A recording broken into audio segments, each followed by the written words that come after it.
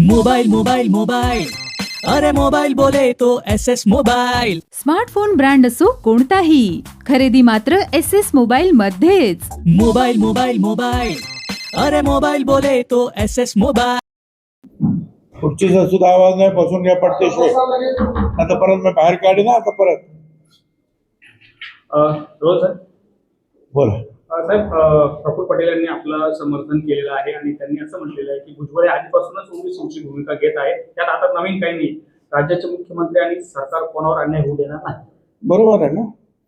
त्यांना ती कल्पना आहे की आज 35 वर्ष म्हणजे शिवसेना सोडली मी, तिथे सुद्धा मी आमदार होतो, शिवसेना नेता होतो. बाळासाहेबांबरोबर 25-30 वर्ष मी काम केलं. शिवसेनेत मी 2 वेळा महापौर आमदार झालो मुंबईचा. परंतु या मंडळ प्रश्नावरून हळूहळू जे आम्ही सगळे बाजूला झालो आणि मग पवार साहेबांच्या काँग्रेसमध्ये आल्यानंतर मंडल आयोगाची जी अंमलबजावणी सुद्धा त्यावेळेला झाली आणि तेव्हापासून काम करतोय मी सतत. अनेक ज्या संधी आल्या राजकारणातल्या त्याच्याकडे मी पाठ फिरवले. काही वेळेला नुकसान सुद्धा झालं, त्याची मला पर्वा नाही. आणि सातत्याने केवळ मुंबई महाराष्ट्रात नाही, संपूर्ण हिंदुस्थानामध्ये ज्या आहेत रॅली घेतल्या गेल्या. अगदी रामलीला मैदान पूर्णपणे भरलेलं. त्यावेळेचे सगळे जे पार्लमेंट चालू होते, पवार साहेब, लालूप्रसाद यादव, शरद यादव, डी राजा, ईश्वरी, सगळी मंडळी तिथे आली काँग्रेसची आणि मैदान भरलेलं त्यांनी पाहिलं. संपूर्ण देशातून लोक आले होते, महाराष्ट्रातले नव्हे फक्त. तर हे काम पटणारा सगळीकडे हो, तर हे कामाचं चालूच आहे ना. आणि आता सुद्धा हा जो सोकाळ जो आहे वाळूवाल्यांचा आणि दारूवाल्यांचा नेता आहे, तो मी कधी बोलत नव्हतो त्याच्या विरुद्ध. पण 2 वर्षापूर्वी ज्या वेळेला बीडमध्ये त्याने आमदारांची घरं जाळली, पवार साहेबांच्या आमदाराचं घर जाळलं, राष्ट्रवादीचे प्रकाश सोळंके त्यांचं घर जाळलं, अमरसिंग पंडित त्यांच्या घरावर दगडफेक केली, हॉटेल जाळलं आणि जणू काही सरकार नाहीच अशी परिस्थिती निर्माण झाली. मग मी गेलो आणि मग मी त्या लढाईला सुरुवात केली आणि ते पण तिकडे सांगून राजीनामा देऊन मी जातोय, मी आता भूमिका घेणार. आणि त्यावेळेस त्यांनी सांगितलं की तुम्ही तुमची भूमिका मांडा, आमचं काही म्हणणार नाही. राजीनामा काही प्रश्न येत नाही. काहीतरी बोलतो आपला, तिथे हॉस्पिटलमध्ये झोपतो का, उतरली त्याची एका ताबडतोब तुम्ही तिथे असता बरोबर, ताबडतोब काहीतरी बडबड करतो. आता त्याला उत्तर नव्हतं, किती ऐकायचं त्याचं. तर आम्ही आमच्या सगळ्या लोकांना सांगितलं की तुम्ही जो काही आपला GR आहे तो नजरेसमोर ठेवून भाष्य करायचं. मुख्यमंत्र्यांनी सभा घेतली त्या दिवशी सगळ्यांची, मी त्याच्यावर अर्धा तास माझी भूमिका मांडली. हायकोर्टामध्ये सुद्धा आता सरकारची भूमिका काय आहे त्या हायकोर्टाने विचारलं. या संदर्भामध्ये 5-5 रीट दाखल केलेले आहेत, आपण सगळ्यांना माहिती आहे आपल्याला. परंतु आमच्या लोकांना मारलं जात आहे, गोरगरिबांना. हाकीचे ते कार्यकर्ते, तर किती मारलं त्यांना. 307 केस झाली, मेलाच होतो पोरगा. आता हाकेबरोबर फिरतो आणि कार्यक्रम काम करतो. तो आमचा नवनाथ वाघमारे आहे, त्याची गाडी जाळली राव. काय दादागिरी काय चालली तुझी. आणि मग अशा वेळेला छगन भुजबळ बघ्याची भूमिका घेऊ शकत नाही. आणि हे जे काही तुमचं चाललंय ना की अजितदादाने असं केलं, अजितदादाने मला काही बोललेलं नाही. आणि अजितदादा काय बोलायचं असेल तर बोला, मला बाजूला घेऊन बोलतील हे करा, असं करा, असं करा, हे करा, हे करा. समज तुम्ही काय ते वडाची साल मग काय लावतं ना सळ वडाला लावतं काय, तसं तुमचं चाललेलं नाही. त्याच्यामुळे तो काहीच मुद्दा येत नाही. आमच्या प्रश्नाचं उत्तर देऊन टाकलं. त्याच्यामुळे दुसरा प्रश्न घेत होते. बीडच्या एका कारागृहामध्ये कैद्यांना धर्मपरिवर्तन करण्यासाठी आमिषानं दबाव झालाय असा बंदिवान कायद्याच्या एका वकिलानं असा दावा केला. चौकशी करते पोलीस आहे त्याच्यामध्ये.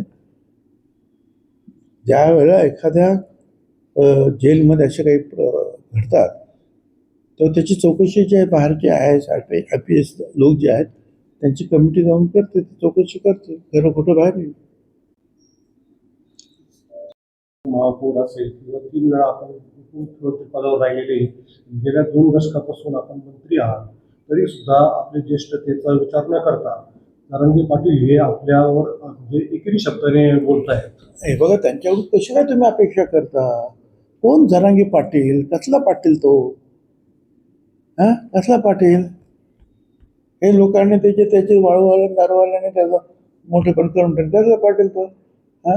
त्याच्या सासऱ्याच्या घरी तो तुकडे मोडत होता, त्याला पाटील म्हणायचं काय? तुम्ही पण आता त्याच्याकडून काय काय संस्कृती, त्याच्याकडून अपेक्षा काय करायची आपण? चांगली बोलण्याची काय अपेक्षा त्याच्याकडे? एवढे तर मराठा सगळे नेते आहेत, कितीतरी नेते आहेत, माजी मंत्री आहेत, मुख्यमंत्री आहेत, आताचे काही उपमुख्यमंत्री आहेत. किती सुसंस्कृतपणे बोलतात, मांडतात आणि सगळ्या घटकांना समाजाला बरोबर घेऊन जातात. हेच आता तो तिकडच्या त्या मौलट कंपनीचा नेता झालेला आहे तो. आणि तिथे जरा थोडंसं दादागिरी केली तिकडे त्या लोक. आता ही मंडळी काय, यांना असं नेता मिळाला कोणीतरी मग ते आणखीनच जोरात येतात ना. यांनीच ते बीडचं जळीत कांड केलं ना, कोणी केलं? आणि तेव्हापासून त्याला लोक फार बिगार घ्यायला घाबरायला उगीच कारण असतं. बागुलबता झाला त्याच्यामध्ये तयार. तर त्याच्यापासून काही चांगलं तो बोलेल अशी मला जरा सुद्धा अपेक्षा आहे. किंवा तुमच्याच चॅनलवर किती घाणेरड्या तो बोलतो, मुख्यमंत्र्यांच्या बाबतीत किती बोलतो, त्यांच्या घरच्या मंडळीच्या बाबतीत काय काय बोलतो. त्याला काही समजतं काय काय? लोकशाहीमध्ये कोणाचा कसा मान सन्मान राखायचा, आपल्या विरोधकांबरोबर कसं बोलायचं, त्याला समजतं का? काय अपेक्षा तुम्ही करता? जो त्यांना सोडत नाही आम्हाला काय, तर ते विचार गप्प बसतात. आता मी तर किती गप्प बसायचो. याच्यावर जो हल्ला झाला होता, सामनामधून एक घणाघात करण्यात आला आहे. हिंदूंचे राज्य म्हणजे धर्मांध नाही, बूट फेकणारा. सरन्यायाधीश हल्ल्यानंतर सामनातून असे घणाघात करण्यात आला आहे. हिंदूंचे राज्य म्हणजे अडाणी, धर्मांधांचे राज्य नाही. पण भारतीय जनता पक्षाने धर्मांध अंधभक्त म्हणजे हिंदुत्व हा विचार लोकात रुजवला व राज्य केले. सरन्यायाधीश गवई यांच्यावर जो बूट फेकण्याचा प्रयत्न करणारा वकील राकेश किशोर हा अशाच अंधभक्ताचा बाप दिसतो, अशा शब्दातून सामनातून घणाघात करण्यात आला. आता सामना हा विरोधी पक्षाचा आहे, तो काय म्हणेल त्याहीपेक्षा इथे देशाच्या प्रधानमंत्री मोदी साहेबांनी त्या गोष्टीचा निषेध केलेला आहे. हे चालणार नाही म्हणून सांगितलं आहे. पवार साहेबांनी केलं, मुख्यमंत्र्यांनी केलं, सगळ्या मुख्यमंत्र्यांनी केलं, उपमुख्यमंत्र्यांनी केलं. देशातील सर्व विरोधी पक्ष नेत्यांपासून राज्यकर्त्यांपर्यंत सगळ्यांनी याचा निषेध केला. आणि तो अगदी योग्य आहे. याचं कारणच आहे, बाबासाहेब आंबेडकरांनी जी घटना लिहिली त्या घटनेतून हे जे काही घटक आहेत, एक तर संसद, कायदा बनवणारे, प्रशासन, अंमलबजावणी करणारे आणि त्याला मदत करणारे, त्याच्यात चूक असेल तर बोलणारं, बोट ठेवणारं, लोकांना न्याय देणार न्यायसंस्था, या तिन्ही शाबूत आहेत. म्हणून ही लोकशाही आपल्या 75 वर्ष या देशामध्ये शाबूत आहे.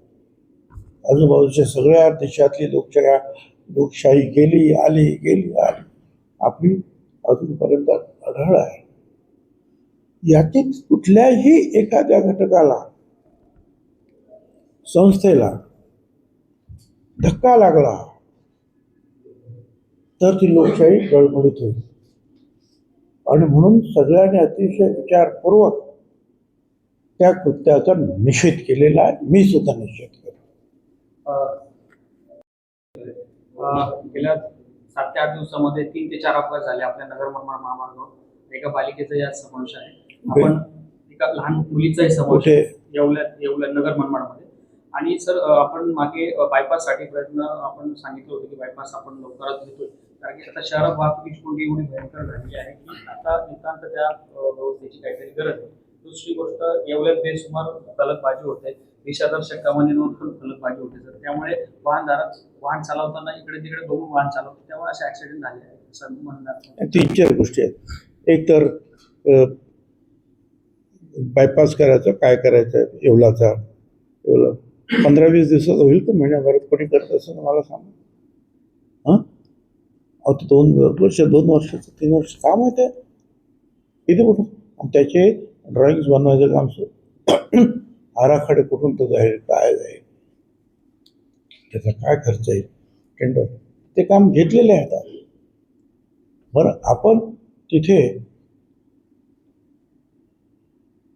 सिग्नल सुद्धा लावले, पोलीस सुद्धा ठेवले.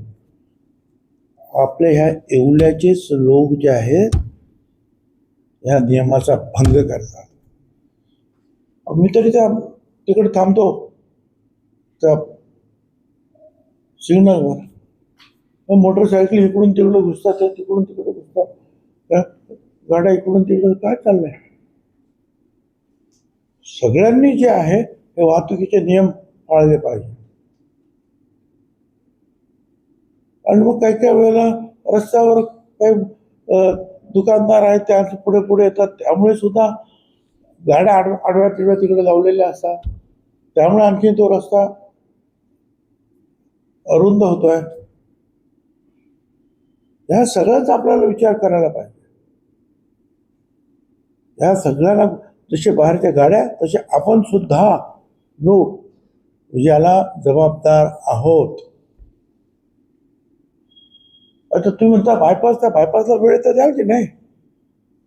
तर वेळ लागणार. 5,000 कोटी रुपये कमीत कमी त्याला खर्च येणार आहे. जास्त येईल, कमी नाही. तर तो मोठा लांबून घ्यावा लागेल आणि तो मालेगाव मनमाडपासून तो पुढेपर्यंत तो करावा लागेल.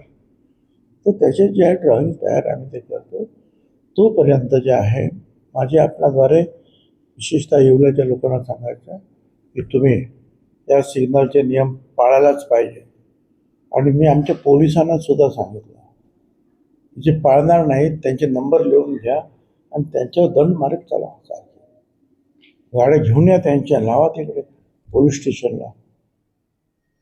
पण काय पोलीस पण आमच्या आता काय कमी पडतात, काय करतात अडचण.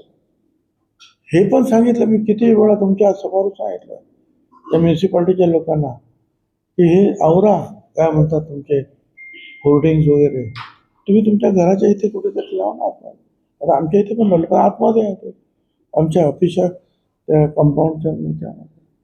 हे बाहेर कोणी पण कोणाचा वाढदिवस आहे, कोणाचं लग्न आहे, कोणाचं काय ते आपलं मृत्यू झालेला आहे, कोणाचा वर्षश्राद्ध आहे, कोणाचं काय कोणाचं काय.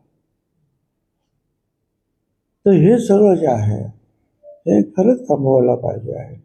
तरी आता मध्ये मध्ये ते जे आहे विंचूर चौफुलीतच लावत होतं बोर्ड, ते आता बंद झालेलं लावायचे. पण पुन्हा मी याच्यामध्ये पोलिसांना पण सांगणार आहे आणि म्युन्सिपाल्टीच्या लोकांना पण सांगणार आहे हे बोर्ड करून काढायला पाहिजे. 1-2 ठिकाणी मुद्दाम त्याच्यासाठी जागा तयार करा आणि त्याचं नॉमिनल भाडं घेऊन 2 दिवस 3 दिवस तुझा कार्यक्रम उद्या, आज बोर्ड लावता आवडतो तो उद्या परवा काढून टाक. आठवडा 15 दिवस बोर्ड लावतात. या बातमीपत्राचे प्रायोजक आहेत डॉक्टर स्मिथ व डॉक्टर श्रद्धा पवार यांचे सिद्धी स्किन हेअर कॉस्मेटिक क्लिनिक व लेझर सेंटर. आमच्याकडे सर्व त्वचा रोग, केसांच्या समस्या यावर योग्य निदान व उपचार केले जातील. त्वचेवरील शस्त्रक्रियांसह आधुनिक सुविधांमध्ये hair removal, tattoo removal, CO2 laser, चेहऱ्यांवरील खड्ड्यांसाठी MNRF लेझर, पांढऱ्या डागांसाठी लाईट थेरपी यासह हायड्राफेशियलची सुविधा उपलब्ध. आमचा पत्ता सिद्धी स्किन क्लिनिक, पहिला मजला, उत्तमराव शिंदे पाटील प्लाझा, स्वामी समर्थ केंद्राजवळ, पारेगाव रोड, येवला.